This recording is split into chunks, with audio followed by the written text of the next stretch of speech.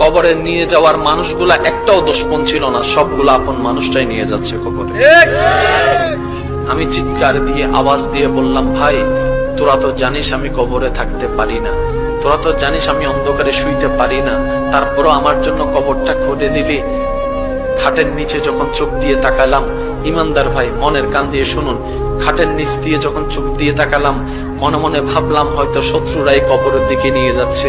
যখন নিচে তাকাই দেখলাম চোখ কপালে উঠে গেল, একজনও আমার দুশমন নাই, সব আমার আপন গুলাই আমাকে খাটের মধ্যে নিয়ে কবরের দিকে নিয়ে যাচ্ছে।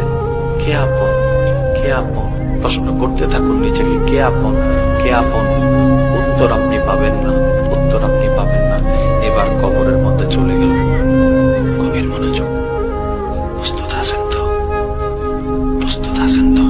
ইনশাআল্লাহ।